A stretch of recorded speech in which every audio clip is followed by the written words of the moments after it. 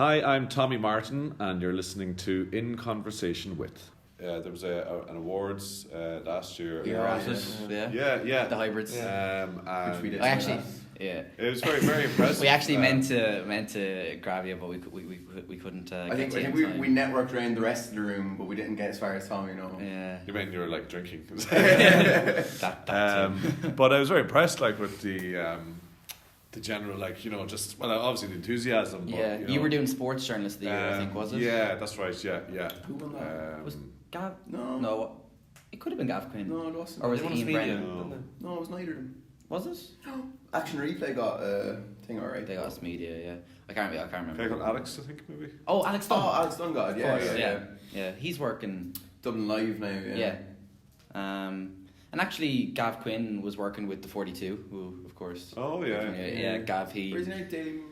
He's with the Mirror now. Mirror, yeah. He was working with the 42 for a few months. He's just graduated journalism there, but yeah, he was working. And are people finding like there's jobs out there and things? A few of them, like I suppose. Good report so far, anyways. Yeah, like I mean, of those, like a lot of the journalism students, they are now working kind of freelance with a few different. Like I know some write for the Indo, some are on kind of a local level, but there seems to be work. Like if the quality is there, and because like with online journalism now, like articles get published every few hours, so they're always looking for content, and if the content is good enough, they'll generally publish it.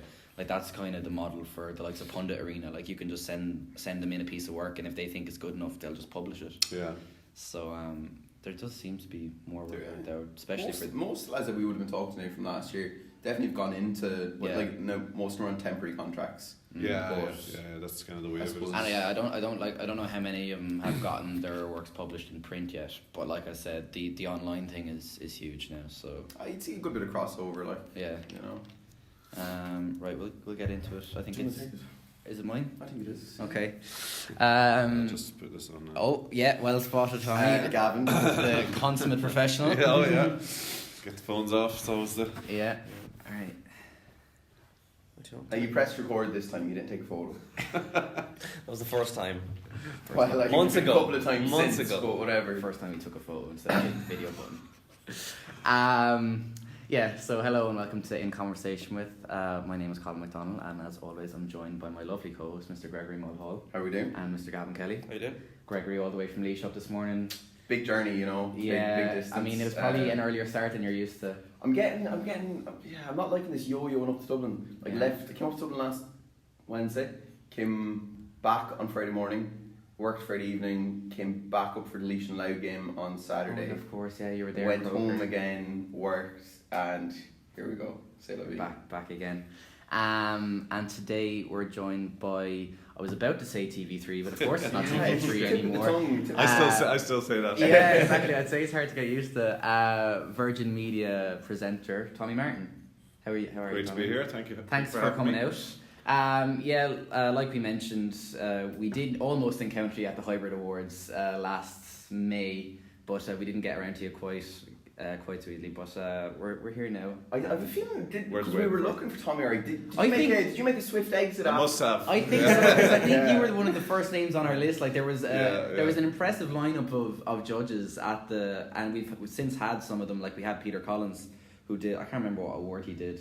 Oh God! But we had him DJ? there last week. Come in DJ, for an interview. radio DJ. It could have been that actually, yeah. And there was the likes of Kevin Doyle of the Indo, and of course Katrina Perry, who was doing, I think, was journalism or something like that.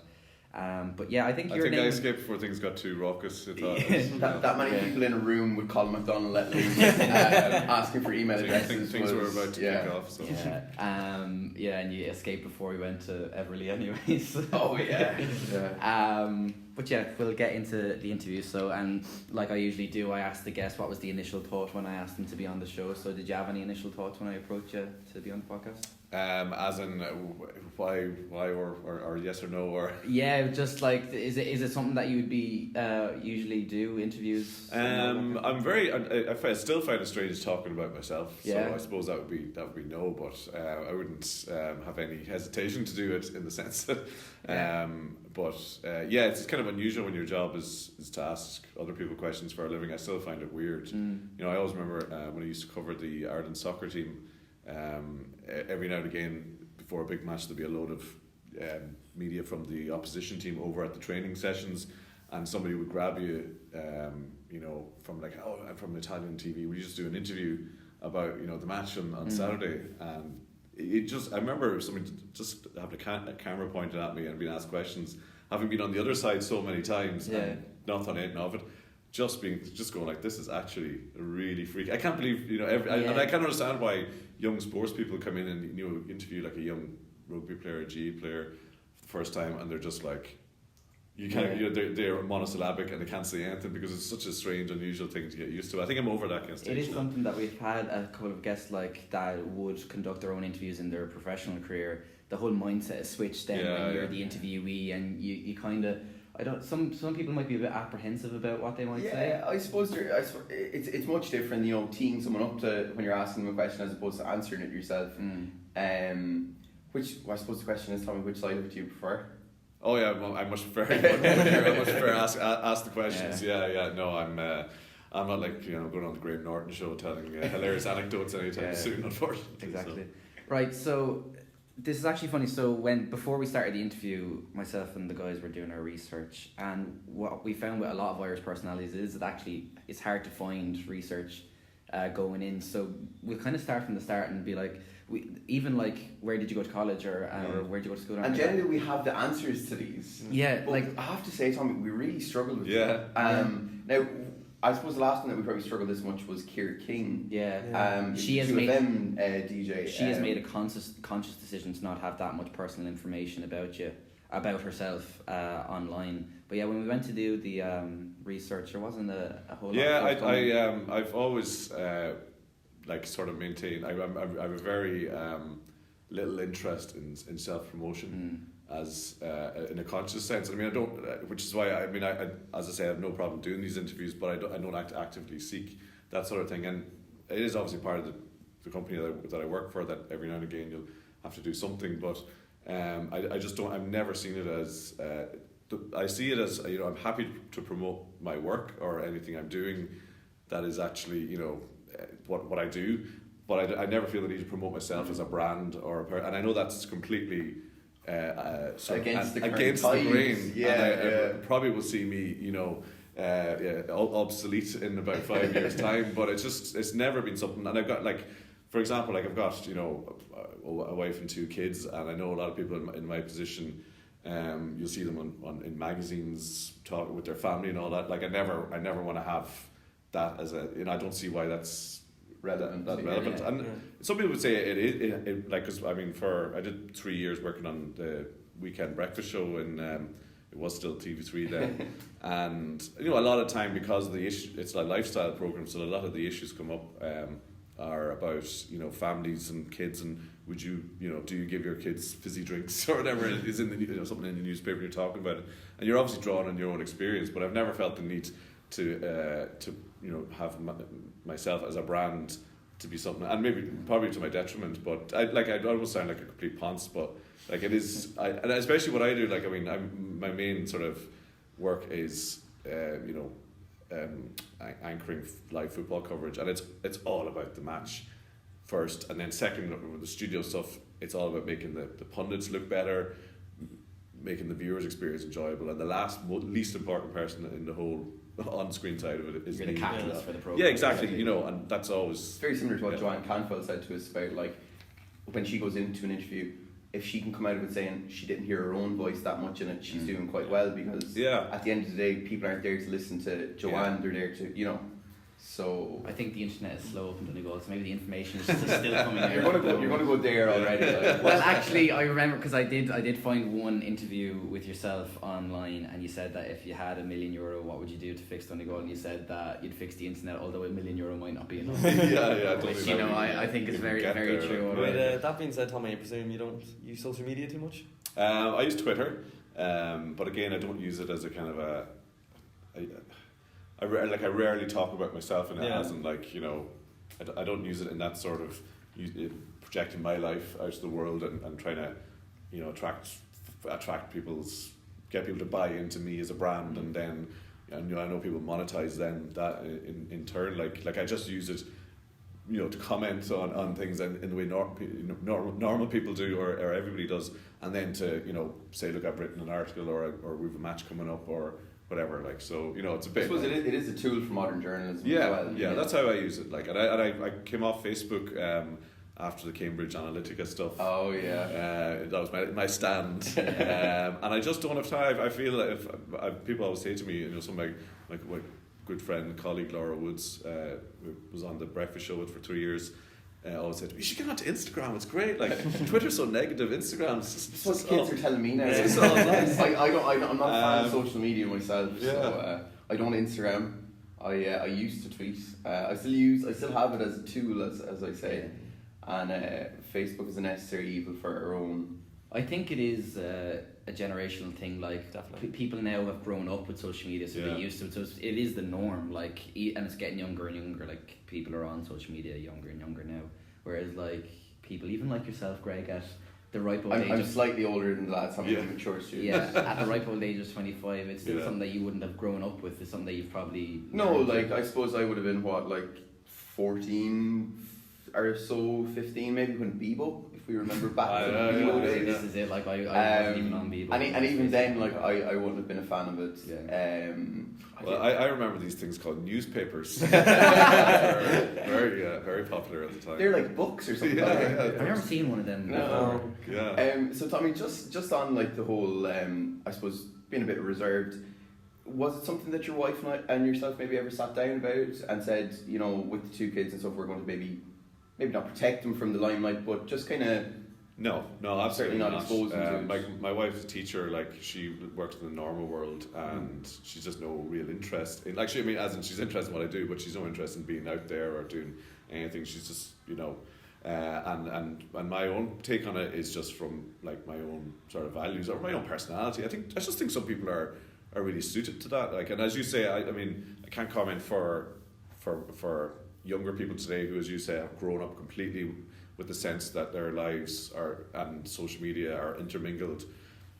Like, my own sense is always that I always find it embarrassing, kind of a little bit embarrassing to kind of you film yourself doing something, and it's just I find it strange, and it's completely a generational thing, and I just it's not something I ever wanted to kind of do or to project, but I just think it's an individual thing, really. And so, like we said, the information was few and far between, but we'll do our best.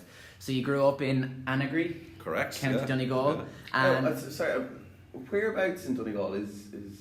It's in the Donegal Giltacht. It's up north, kind of west. Northwest. It's basically the neighbouring parish to Gweedore. Oh yeah. So Gweedore and Dunloe were kind of the little Very sort good. of Liechtenstein in the middle of of the two of them. So yeah, I was born in Scotland. I was about to say Donegal wasn't your birthplace anyway. Yeah, exactly. Yeah, so my mother was from there. My father was from Glasgow, and she met him. She was training to be a nurse there, and they got married, and then myself and my brother were babies, moved back to dear old Donegal to raise children in the idyllic environment. Yeah. And growing up was a career in the media, let's say, always a goal for yourself? Yeah, I remember like in my teens, when you sort of think about, like, I was sort of like the classic child of the 80s. I always think the 80s or that sort of era was like the golden age for certainly maybe not a golden age, but a kind of a moment in time in terms of sport on TV, if you like, because it wasn't basically when Sky came along and the Premier League exploded. You had this thing where like all the football was on TV, and every Champions League came out, and it was like every match was on TV. But in the 80s, growing up, there was Match of the Day, and RT had a 3:00 kickoff for a good many years. And ITV had a thing called The Big Match on a Sunday afternoon, and then Channel 4 came in the early 90s with Italian football, and that was it. And there used to be a programme on a Wednesday night on BBC called Sports Night that had basically all the European highlights of all the European stuff, which was the Cup Winners' Cup and the European Cup and the UEFA Cup. But it wasn't like the Champions League is now, where it's all massively branded for TV. It was like the glamour. You basically got a little 5-minute grainy footage of Manchester United away against Red Star Belgrade or something, and it was always up down a phone line, and but that was football. Football was there, and then in spring the rugby came, the Six Nations, everybody watched that. And then when Wimbledon was on, everybody watched that. And then when the Open was on, or the Masters, and then it was like 3 or 4 GA matches on all year. It was like the All-Ireland semi-finals and the final. And it was almost like everything had a turn, and you just got into everything. Irish cycling was massive in the 80s because of the Irish lads. And I remember, and Formula 1 was there. I remember my brother and myself just being like, what's the thing now? And we used to say, can you get us the Motorsport magazine? Because we're big into Formula 1 now this week. And then our parents would be like, I said, no, we're into cycling now this week. Now we want to go and see, Yeah, that's actually something I was going to bring up as well, because I was reading through various articles that you've done for the 42, and it seems like you cover all bases within that. Like, you're not stuck to even 1 or 2 sports. You kind of touch on a lot of different ones. Yeah, but like I would also say I probably have gone a bit too specialised for my own liking, because I'm this live soccer anchor, so you find yourself in that headspace a lot more. But I do find that people are a lot more ghettoised now into fewer sports, in terms of like how they consume them, because now it's like, well, you're going to get a subscription for something, you're going to be like, I'm basically watching the football and the rugby, and that's going to be my main thing. But that was my memory of growing up, anyway, in terms of getting it. And in terms of the journalistic side, just to come back to that, obviously you're not thinking about that when you're 9 or 10, but then when I was sort of in my teens, I always remember our team getting to we were in 3rd year, we got to the All-Ireland final in soccer. I was a sub goalkeeper. They asked me to write the match report of the final for the school magazine, and I kind of thought, like, I think that's a message, a life message, that maybe you're not actually going to be out there, you're going to be on the sideline. And you were out there last night, Tom. Was playing 5-a-side there. There was. Are the knees holding up? There wasn't many in the press box for that. The knees are fine. It's the calf strain that's keeping me hobbling around. So I suppose when and then I suppose as somebody who, when you're consuming all that stuff and you have a massive interest in it, sometimes you start thinking about a career. You start, like yourselves, you probably ask yourself, what do I really want to do? Do I want to be a teacher or an engineer or all that? And you're kind of going, well, what am I really interested in? And that's, you start sort of finding your way. But it was a roundabout way to get there in the end. So you finished secondary school. Where do you go now? I went to UCD to do an arts degree. As I say, I had to be honest. Like when I was 17 when I did my leaving, and all I really wanted to do was kind of go to college and just get out. I wasn't get out of Donegal. And I always say it's a great place, but it's quite isolated. Rural Ireland, and when you get to sort of 16, 17, you're like, okay, I want to see a bit of the world now. I want to live in the big city and that. So so that was, I kind of wanted to go, but I wasn't that career focused, and I sort of I thought I wanted to do an arts degree because I didn't want to jump in and make any big decisions, and it was great. Like, it was a brilliant experience. And I think of the stuff you read, you basically got the library there, and don't get me wrong, I wasn't stuck in the library reading Karl Marx all the time, but like, I did history, politics, I think sociology in first year, and just the amount of stuff and ideas that are thrown at you. And I was involved in the College Drama Society, Film Society, played football then in the UCD Super League. Just loads. It's got me such a broad. You think of who you grow up in school, you kind of meet people. All your friends are sort of a bit like yourself. But then you go to college, and there's people from all different social classes, parts of the country, even international people, and so I viewed it as a kind of a broadening the minds sort of thing. So it was only after that then that I really was well into my 20s before I started thinking, right, better start doing something about your career, So you got the degree then, the arts degree from UCD, and where did you go from there? So after that I did a bit of travelling, went to you went to Australia did all that sort of stuff.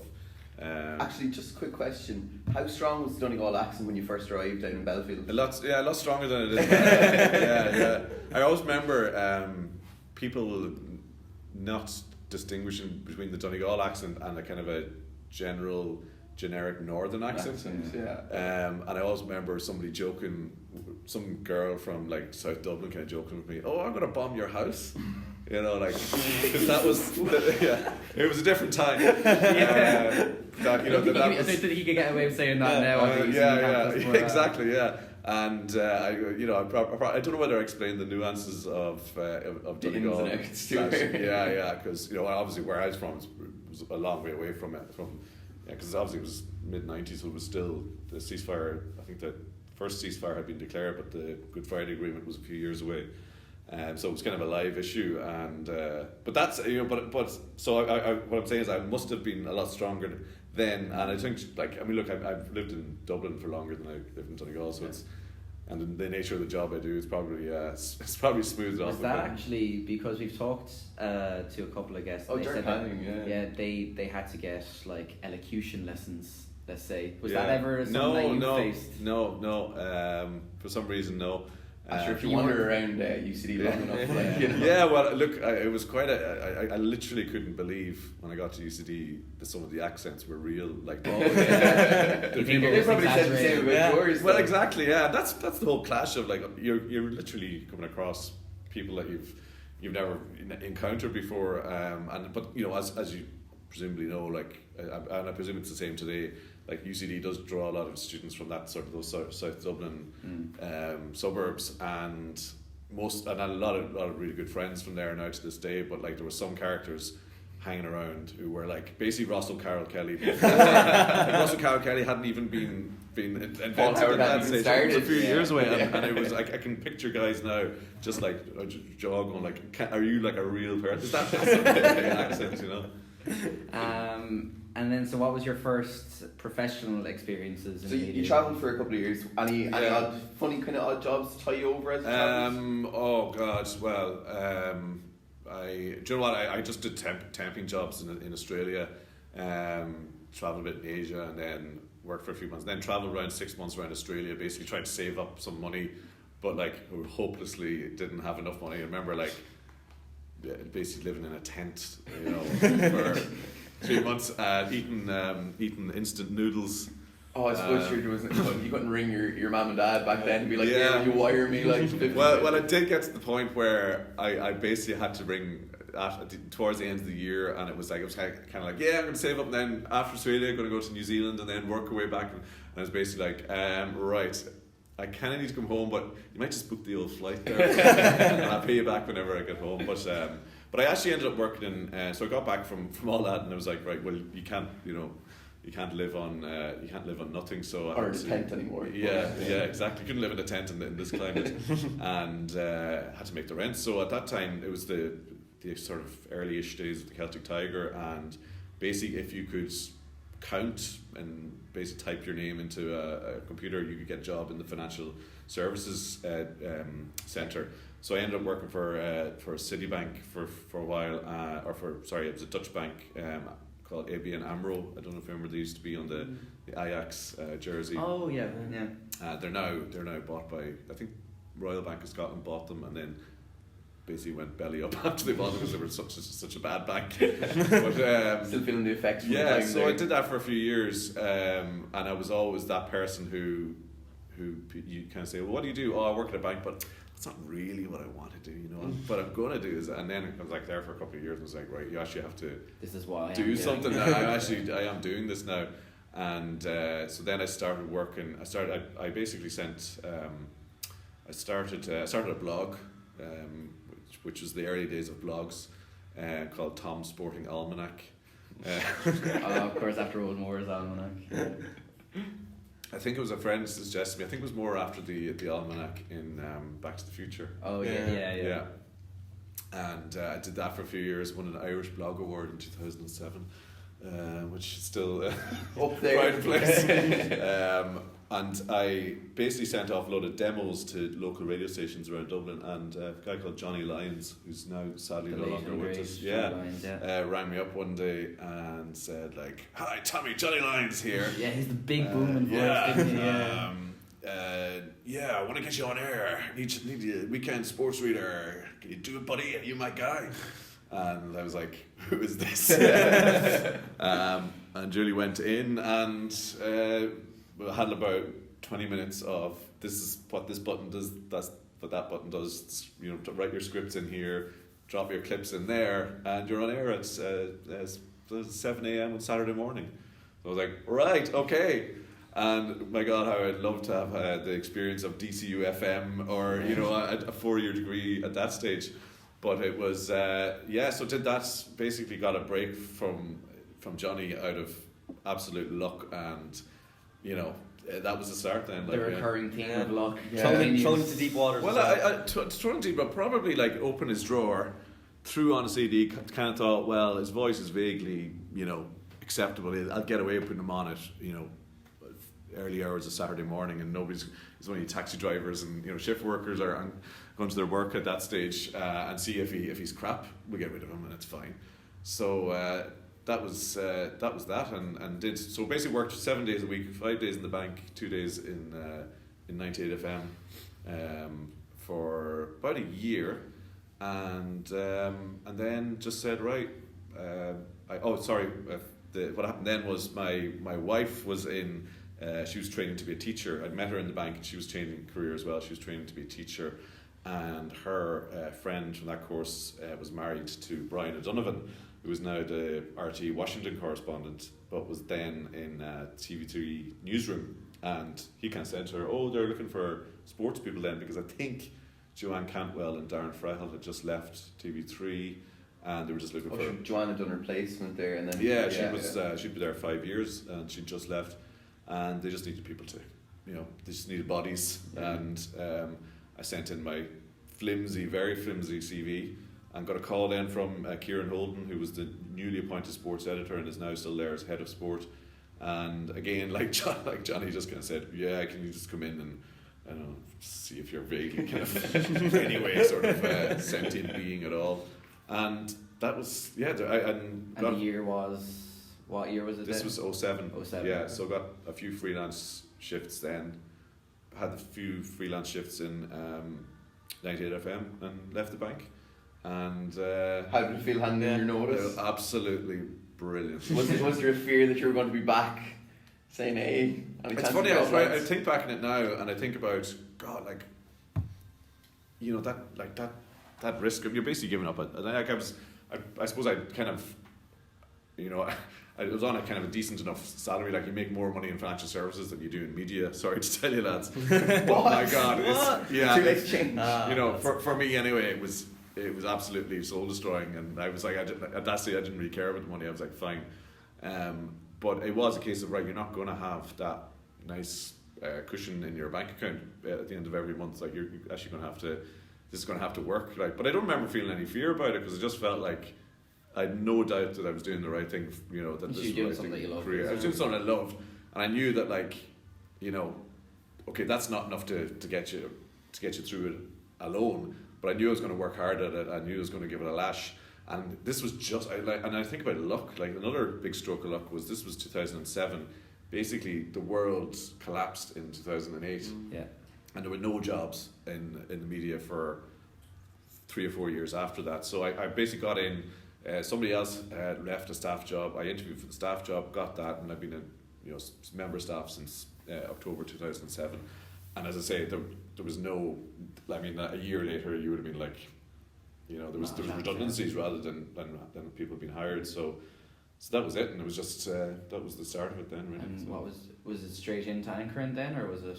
No, reporter and producer. So there was a roster, and you'd be sent out. You'd be on a reporter shift, so you'd be sent out to press conferences, or set up your own interviews or stories. Again, the great thing about TV3 and virtual media TV as it is today is that, like, there is a lot of element of going and figure it out yourself, as in, like, you're shown how to edit maybe in a day, and you got to go and edit. You got to go out, get your own stories. You have no producer with you, so. I remember one of the first interviews I set up myself. Oisin McConville, the former Armagh player, just done his autobiography, which it's called The Gambler. Oh, The Gambler, yeah. Yeah, he talked about his for the first time, really, and brilliantly about it. And we got on and set up an interview with him, and I think we did it in Nafina, the clubhouse there. And just the whole thing of actually setting up a room. You're with the cameraman. They're obviously responsible really for the look of it, but you're kind of. So you're sort of thinking about, and I don't know if you guys are going to do TV stuff in your course. The stuff that you think I'm you just sit down and talk to the guy, and that's it. And then you come back with a just straight interview. They're like, well, that's useless. You can't, because you have to cut it and put in shots, and so you have to get like a few shots of him kind of walking along, and you learn on the job. And I know it's obviously something people coming from here will experience in that there's a lot, and I think here is great with practical. You do a lot of practical stuff, but you do get a lot of people come in from college, and basically everything they've learned is sort of forget about all that. This is how you actually do it, or we're going to need you to do this, and like that's a really good, hit the ground running, and you just got to deliver, and you got to be there, and people just it was a kind of fast paced newsroom environment, and it was like you got to get packages to air and learn how to edit and learn how to script and learn how to report and go to a press conference and get the best bits and put them to air. Just the whole discipline of, and most TV news reports are between a minute and a half and maybe less than 3 minutes anyway. Even if you do a feature, if you got it to 3 minutes, you were lucky. Like, so you're kind of trying to tell a story, and like that's a lot of the discipline. It's like, how do you tell a story in 3 minutes? In short words. Even sometimes even shorter than that. You might have a minute 15. But that was really exciting time as well, because you have to remember, like I'm suddenly getting sent to do the Republic of Ireland training, and Robbie Keane and Damien Duff, and doing interviews or press conferences with Trapattoni and all this kind of stuff at the time, and going to do the rugby stuff, because it was very much like whatever the next cab in the rank, you're off to do this, and it was kind of surreal. I was like, I had a real sense of imposter syndrome for a while. Someone's going to go, excuse me, what are you doing here? Like, you work at a bank 2 months ago. So what was the biggest adjustment for going into a newsroom, say full time?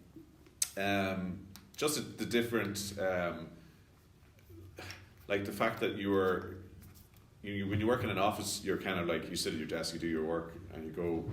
Whereas in that environment, it was just so much more like relaxed, not relaxed, but like it was noisy, and it was people going about, and like people would be kind of deadlines. I think the whole absolute like unforgiving nature of deadlines is just being out, and like you said, it's like the leaving cert dream that you have, where you wake up sweating like years later about the leaving cert exams. Trust me, lads, it'll be with you for years. You have the same dread about about deadlines, because I'd be away, like I was away in say Poland for Euro 2012, or say qualifier in Slovakia, and you've got to basically film your package, do your pieces, edit it together, and get it back, and you'd be depending on dodgy Wi-Fi somewhere, or a satellite truck that you have to meet some Hungarian guy outside the stadium and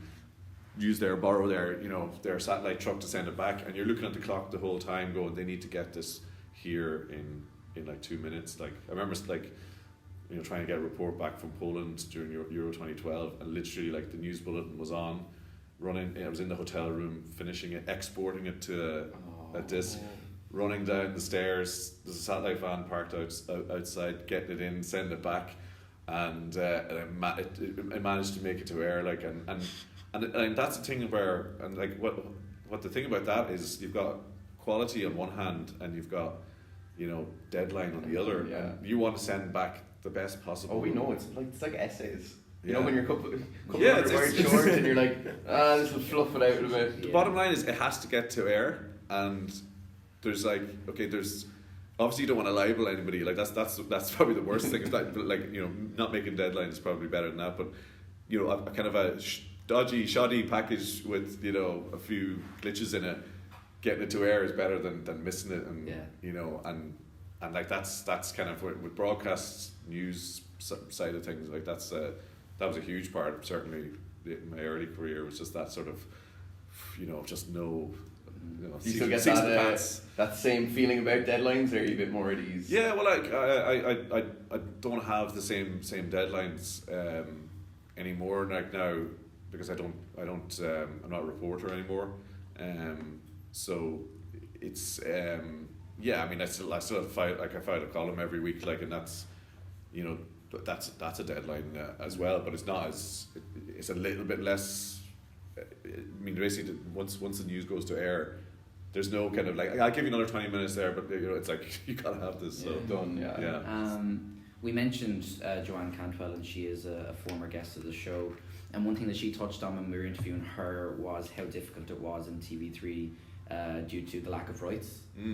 Was that something that was still a factor when you? Yeah, very much so. Like, yeah. I mean, I wasn't there in the really dark days where like there was stories of, I think, early days, the FAI wouldn't let them into training because they wanted them to pay for the right to go there.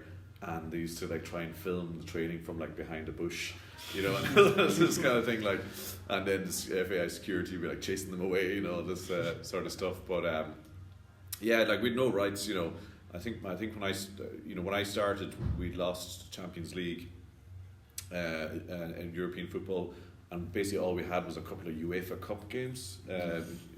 We had like my first ever live anchor role was like a UEFA Cup semi-final.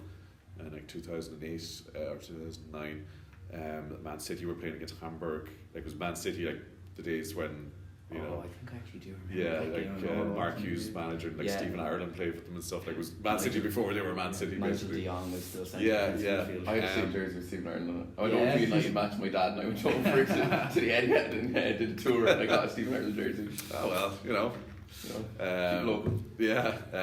So we just had very little, and like we used to have a nightly sports magazine program called Sports Tonight, which went out after the late news, and I was using this thing called News Access, which basically means you can use other people's pictures for a 24-hour cycle after they were broadcast live on air, because it was considered news access. So you could do a little match report based on RT's pictures or BBC's or Sky's, and it was just like a 25-minute program of other people's pictures, So when I think of that, where it come to now, where we've basically owned like all the Champions League Europa rights, Six Nations, you've turned the Irish landscape on its head, really. Like it's incredible, really. Like it's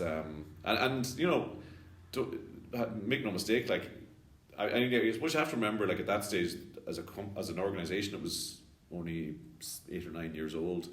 It was still viewed as the sort of the kid brothers. Yeah, and like they'll be they'll go gone. Yeah, they'll knock and especially and most of the colleagues you'd meet will be fine. There'll be a few who would have looked down their nose and kind of think, especially from a certain state broadcaster who might sort of think that they're based on their longevity and they've been around the game a long time. And then over time, obviously, that's changed. And once you get rights, like look in TV sport, rights are everything. The rights holder is first in the queue. They get all the interviews. They get all the love from the sports, the players and the bodies, and the team and the managers. Not all managers though. So the more rights you have, the more. I suppose, and that kind of ties into a former guest is actually Ryle Nugent as well. And while we had Ryle on, we were discussing with him. I suppose a lot of his job as head of sport for RT kind of boiled down to battling for rights, and I suppose as a state broadcaster they were quite limited in how much they could go for in their bids and such. Because they're using the public's money. And he said like his job became increasingly difficult. And I suppose if you look at it now, the way it's kind of come full circle, that I suppose Six Nations even has gone to see Virgin Media. I suppose it is a huge part of modern sports. And now, if you don't mind me asking, do you feel TV3 are at the level of RT yet? Or sorry, Virgin. I can't. We'll get there. Virgin Media is there now. Do you feel it's a level playing field now? Do you know what? Whereas up until a year ago or a couple of years ago, it was a case that you were sort of competing. Whereas now, I actually think they're just two different beasts now, because we would never be considered competing, because they are a state broadcaster, and they use license fee money, and they have a responsibility in that regard. Now their responsibility is they have to serve the license fee payer, but they have to get commercial side of it as well. So they're kind of a little bit of both.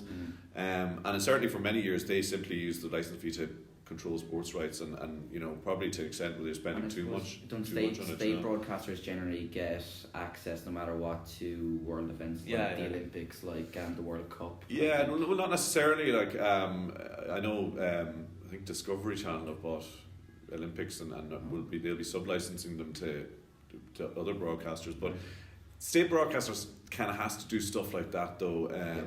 You know, we're all, even TV3 and now in Virgin Media days, like, it's always about the bottom line for the company, for the organisation. Like, does this make sense financially? Like, RTE don't have that. You know, they have to. Because they have an obligation, I suppose, to a degree, as more so than. There's certain things that we would never do because we couldn't pay for. You know, they wouldn't justify. They wouldn't wash their own faces, as they say, financially. You know, they wouldn't generate a return. But in terms of the big events, like we're totally competitive now, and we're owned by the other side of it is we're owned by a telecommunications company, Virgin Media, and they're interested. The bottom line is selling broadband packages, you know, TV subscriptions, you know, phone networks, and we're just a part of that now. So we're completely different.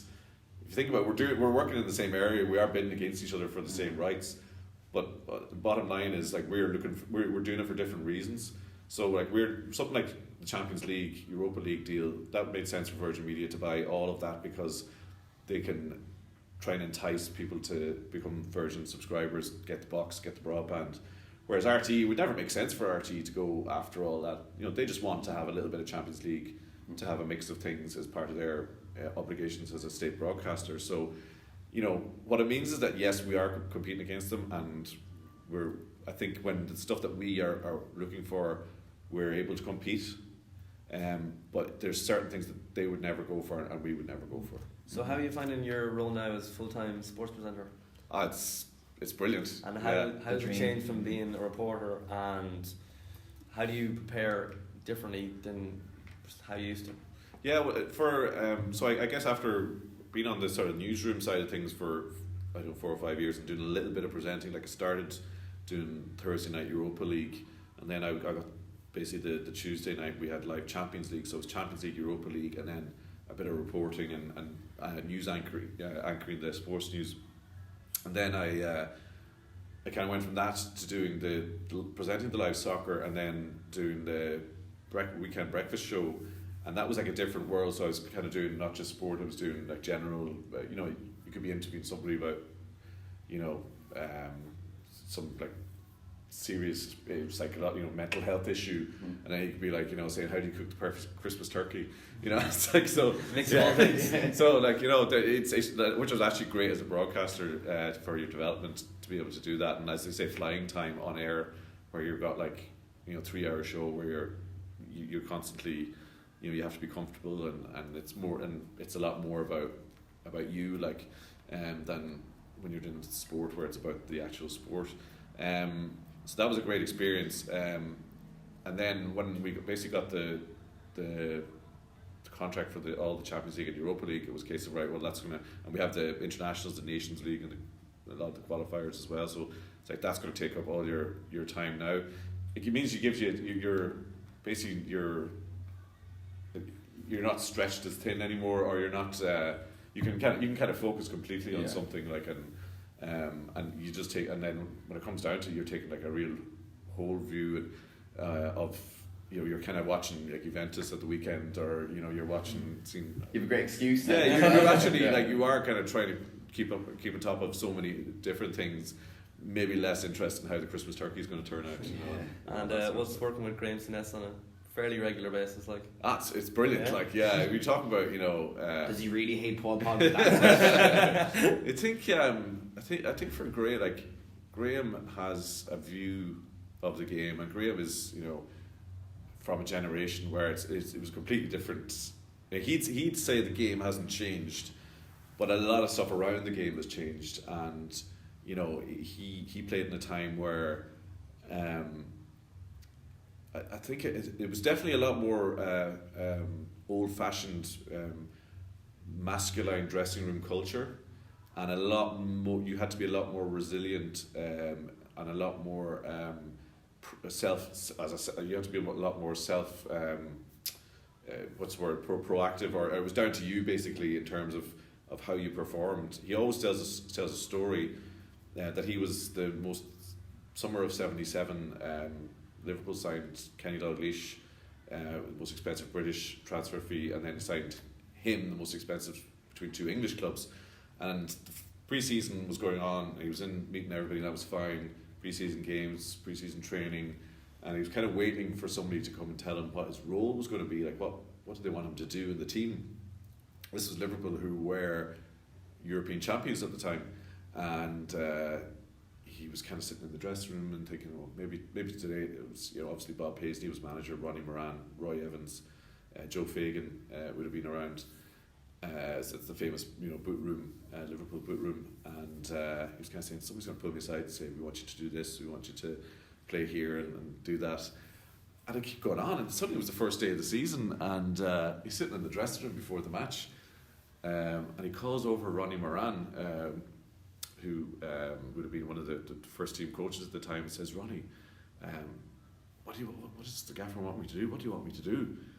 And Ronnie Moran goes, for F's sake, hi, Joe, come here. See this fella, how much do we pay for him? 300 grand. 300 grand. You know what he's after asking me? What am I supposed to do out here? You cost 300 grand and you don't know what you're supposed to do out in a football pitch. Get out of here, son. And they walked away. I just left him there, and he was like, all right, then. And it was kind of a dressing room culture where,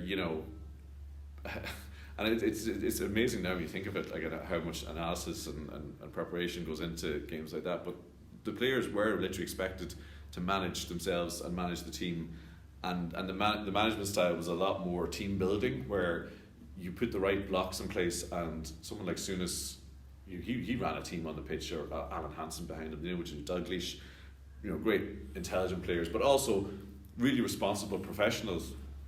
So I think when somebody like him today sees the degree to which modern professionals are, there's so much around their image around them, around they have so many advisors, and come back to their brand is as important as what they actually do on the pitch.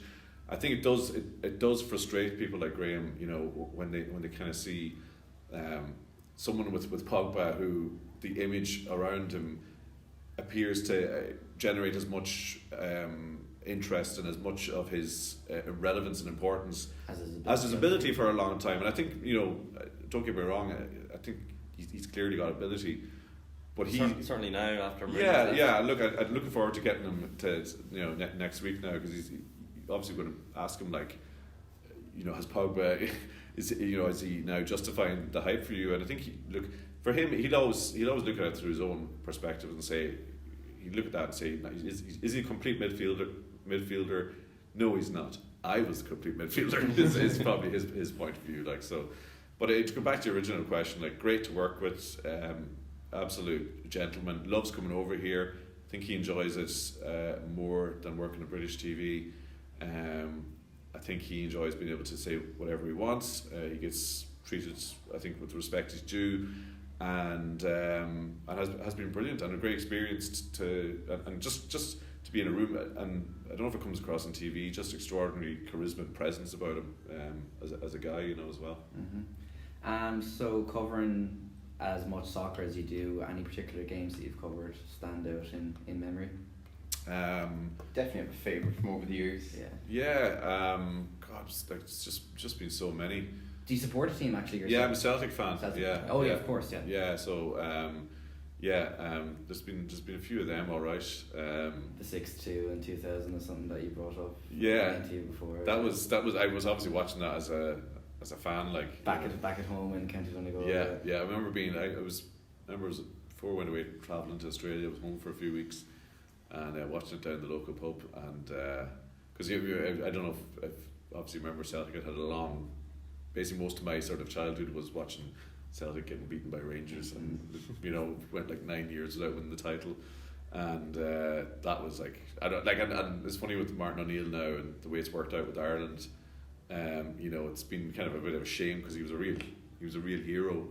Mm-hmm. He really delivered Celtic from the wasteland, to in so many ways. And that day, the 6-2 in 2000 was unbelievable. Or if we're keeping with Celtic, then the 2-1 win against Barcelona must stand. Yeah, that was phenomenal as well. I don't think we broadcast that one though. I think I watched that as home as well. Yeah. But that was amazing. Like that was one of those games where I never thought I'd see Celtic compete at that level. And now I kind of think maybe we'll never get back there again. But like to actually go and beat Barcelona, get into the last 16 of the Champions League, like those were brilliant days. But I think that Barcelona team, you know, are probably my favourite of the modern era to have covered. You know, we sort of had we got on board when they were kind of in their pomp, you know, coming through, beating Real Madrid in the semi-final in the year 2011. Then they went on to beat United in the final. You know, that was extraordinary. I think Liverpool's run last season was really exciting. In that they were excited, the way they did it was exciting, and you got the sense that like basically Ireland is, I don't know, 40% Liverpool, 40% United, and everybody else 20%. You know, makes up the rest. And you get a sense whenever Liverpool or United are doing well that it's almost like it's like half of a kind of a, and that's like a, you know, there is a sense that, you know, you're walking around the streets and you hear people talking to each other, you know, the Liverpool fans, and there's slagging is going on, but there was a real sense of excitement. You know, you knew when you're broadcasting the matches that people were tuning in, you know, people were really buzzing about it. The viewing figures were really high, and you know, it was really exciting. Like I think we did the home leg against City. Sorry, the away leg against City, the second leg that they got into the semi-final, and the first leg against Roma when they blew Roma away. And you know, they were just that sense of momentum that was gathering. You know, I think that was really memorable as well. Like, but there's just so many. I just found like last season, it just like the Champions League knockouts were almost like the perfect sort of entertainment product. Basically, every week there was, you know, ridiculous comebacks, drama, excitement. You know, it's there. It's on the middle of the week. You know, everybody's watching it. You know, and it was just, I think it's at such a level now that it is like the ultimate, like in club football. So I'd like to get a couple of your takes on soccer, because me and Greg actually have Action Replay coming up tonight, which is our bi-weekly sports show, so we might use a few of the clips. But just to touch on your own Celtic, a take that I've had over the past few years is that Celtic have actually been hurt more by Rangers kind of fall from grace than helped.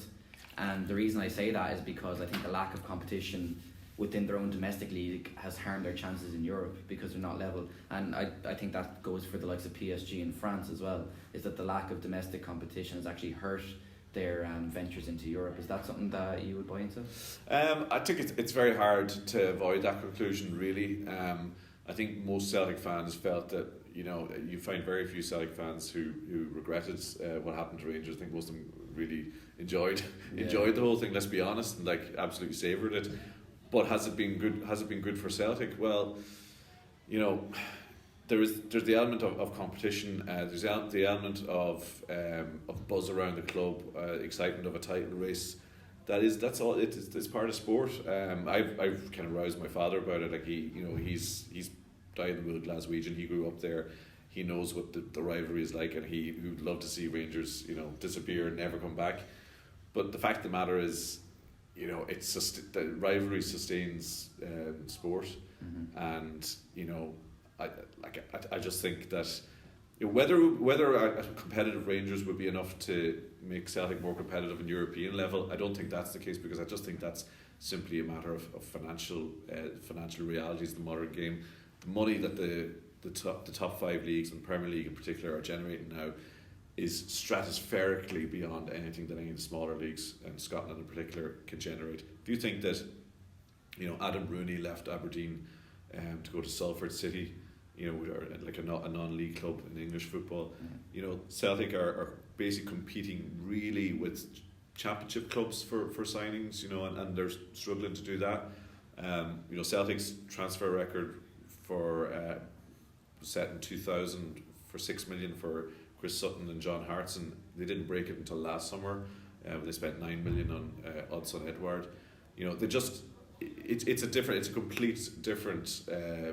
It's virtually impossible for clubs from that level to be competitive, and I think that's the real issue. Certainly, as a you know, as a product and a rivalry, I think, look, there's a lot of bad things about it, but as a purely sporting rivalry, it's a hell of a lot more interesting, to have. And on the financial point, Yeah. like Celtic Rangers does obviously create a lot of revenue through the likes of TV ratings and stuff. Yeah, it's going to it'll generate more TV rights revenue. A lot of Celtic fans are really unhappy about the way that Rangers were treated at the time, that they felt there should have been more punishment, that they should have been stripped of the titles that they won in the time.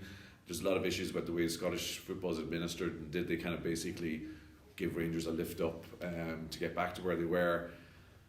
I think looking at it, I think people outside just kind of say, if there's no Celtic and Rangers, I have no interest in Scottish football. So I think that's a bad thing, and I think Stephen Gerrard going there, let's be honest with it, it's generated a lot more interest in it, and I think you'd imagine they should benefit. I also suspect that the Celtic board used the Rangers' absence as an excuse not to spend money, and they are a very well run club financially. They don't spend money they don't have. Dermot Desmond is kind of looking over his investment very carefully, and now Rangers they have to raise their game a bit. So hopefully that'll have a positive effect in Europe as well. And one more question, just on the English domestic league, the Premier League. How do you see it going for the rest of the season? Obviously, we had Liverpool dropping more vital points. You're gonna ball it, Colin. Last night. You're gonna ball Did you cry? I didn't. He was It's very angry. You were Um, in a new bar last night watching the game. Oh, don't tell me he had cans. Yeah, he had a couple of he wasn't in good form, like. Yeah. That doesn't Jeffrey help. Waterworks were That there. doesn't help. Drinking on a Monday night, ought to be ashamed again. But yeah, 3 points between the two sides, 13 games to go. Yeah. What do you think? I think Liverpool need to click back into gear pretty soon. I think City are almost back to their ominous best. I say that a week after they lose to Newcastle. I just thought through the game on Sunday, to me De Bruyne is, a player you forget just how good he was. Like he was basically, it was a toss up between him and Salah for Player of the Year last year. Like to me, he's the outstanding midfield player in the Premier League, and they basically didn't really have him for most of the first 20 odd games of the season. If he's back to his absolute best now, Aguero's hot, Fernandinho stays fit, Mendy I think is on his way back soon. Like a lot of those weaknesses that saw them drop points and lose games over December, January won't be there anymore. Liverpool on the other hand, the right back issue is a big problem for them, because the way Liverpool a lot of their attacking threat comes from the fullbacks, and I think they've really been hurt by the loss of Alexander-Arnold, the loss of Gomez as well. I think him and Van Dijk had a lovely partnership. To me, Liverpool have always been had a bit of a plodding midfield, and when in the first few seasons under Klopp, they went for all-out pressing and tried to overwhelm teams, and that was fine because the front three they had were full of life, full of energy, and the midfield was a workhorse midfield. Now they're a lot more controlled, but they still just lack that creativity in midfield. I think we're seeing in these games now, they look like they're running out of ideas. The front men are not quite at the same level. I just kind of feel that I always wonder, do they need to maybe go back to the Klopp, the original sort of team of last season, that they went and overwhelmed teams, because I just kind of wonder, do they have enough creativity to break down teams that are? I think the problem with teams now is that they'll always set up really defensively against Liverpool, because they know if you push high against Liverpool, Salah, Mane, Firmino, they're going to kill you. So they're always going to be faced with teams like Leicester and West Ham are going to be really organised. So I do kind of fear for Liverpool now. I just don't see. I just think they're hitting their tricky patch at a really bad time. January historically has never been a good month for Liverpool. No, it's February now. Well, yeah, it's February now. And I got Bayern Munich, 2 games of Bayern Munich. United as well. Yeah, United's coming up with the Resurgent United to come. Yeah. I just wonder. To me, if you look at Manchester City and Liverpool, who's the better? Who are the better squad? Who are the better team? Like you'd have to say it's City. Yeah. And I kind of thought that City, that the problems in the team were Fernandinho got injured, Silva got injured, Aguero got injured, Mendy got injured. I don't think those problems are there anymore. Whereas Liverpool are going the other way and players are starting Yeah, to drop and off. Liverpool's squad is starting to look thin. See Lallana starting a game like last night. I kind of go. That's He a actually real. had That's, he had a big hand in the goal. In fairness to him. Yeah. But yeah, like I think Jamie Carragher said after the game that Lallana did more Cruyff turns than Johan Cruyff did in his entire career last night, which is true. Whenever you watch him, all he seems to be doing is just going back and forth doing a Cruyff turn. Yeah, so that's the only takes that I wanted to get for the football. Do you have any final questions to wrap up? Yeah, we'll make it a little bit more personal. Tommy, tea or coffee? Well, indecisive. I don't want to be seen sitting on the fence, but I always start the day coffee, 2 coffees, Yeah. and then after lunch, tea and a biscuit. How do you take the coffee? Like a cappuccino. Cappuccino myself, yeah, same as myself, yeah. 3 guests living or dead that you invite to a dinner party. Oh my god, I hate this question. Too broad. Because I always think like, well, Daniel you know, O'Donnell has to be there. Yeah, obviously Daniel Jim McGuinness and BB Baskin. Yeah, because I always think like, well, would you not like invite Julius Caesar? Yeah. Or, Napoleon like. I probably would. Yeah, let's say Napoleon. No, I'd probably go for Jock Steen. Okay. I'd probably go for Muhammad Ali. Okay. And I'd probably go for. Got me there now. If Daniel's not sitting at the end of the table, I'm Tell you what, if Daniel can't make it, I get John Lennon in. Oh, okay, Fair, yeah, fair, okay. yeah. Before we wrap up with Gal's last question, if you had the perfect Saturday night to yourself, you could do anything you want, go anywhere you want. Everything is within your control. Everything is within your control. What are you doing on a Saturday night? Perfect Saturday night. Yeah. Is this like in like you can literally go anywhere in the world? You can do whatever you want. Oh I'd go to Celtic Park, watch them beat Rangers, and it's probably get a flight to.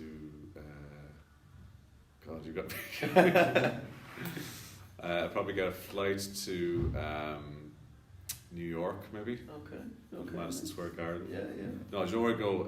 I go to Chicago and go see the Chicago Cubs. Okay. Wrigley Field's best sports venue. Actually, that is a question that we forgot to ask that we generally do. What's your favourite sports venue? Or do you have one? Well, obviously Celtic Park is. I think actually genuinely, not just saying that. I think it's like a really special place to watch football. But I'd say the same about Anfield. Yeah. I think I always think Wrigley Field. I spent a summer in Chicago and just think it's kind of. I always think baseball is my favorite American sport because it's the one that has a little bit of romance about it. And like Wrigley Field has just got this like it's got all the ivy growing on the walls and it's like it's one that hasn't been knocked down and turned into a big enormodrome. So I'd probably go and take in a game there. Go for dinner somewhere. Okay. Do you wait? Sorry, did you bring your wife or are we leaving her at home? Yeah, she's there, but like she's getting really bored of the sports. So I'd probably go and see. You bring her down to Broadway or somewhere, would you? Around 89 era Stone Roses live in. We did say everything was in his control. I know I'm jumping through time.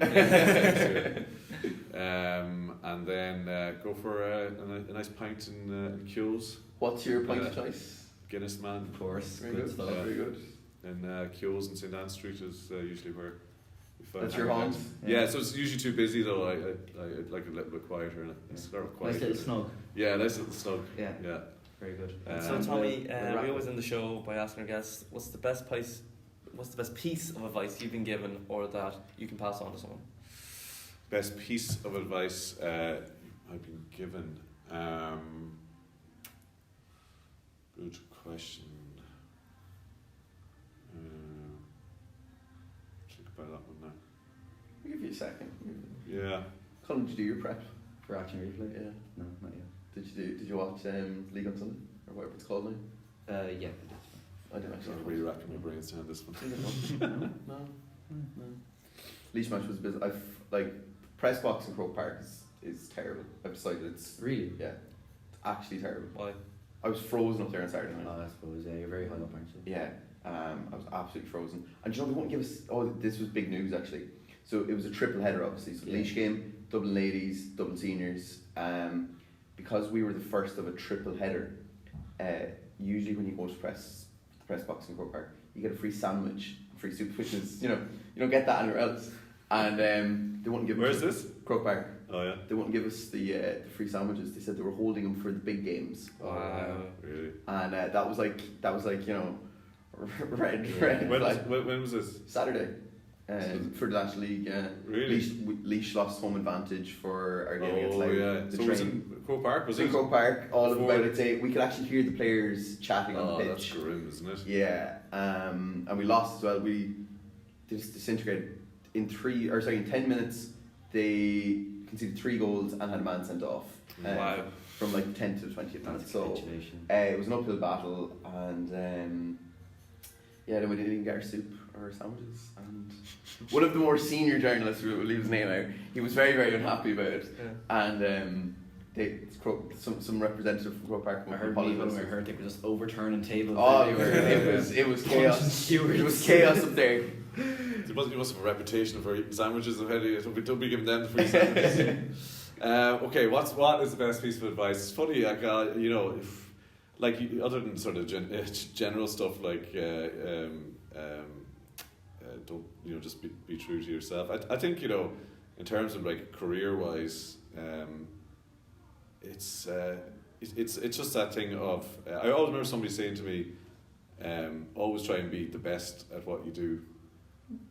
Like if you're gonna do something, You might as well be the best. you might as well try and be the best at what you do, and that's hard because you might be a writer or something, and you read somebody's written something, you kind of go like, my God, I could never even aspire to do that. And I'm sure like as a broadcaster, there's obviously many brilliant broadcasters, but at least you try and aspire, and if you do that, then you always hold yourself to high standards, and I think that sense of keeping yourself to those kind of high standards is, if you always have that, then you won't be far wrong. Good, brilliant. Tommy, thanks a million for coming out. Thanks today. for having me, lads. It's been a great chat. Thanks for that, lads. Yeah. This has been In Conversation with Tommy Martin. Thank you very much for listening, and we'll see you next time.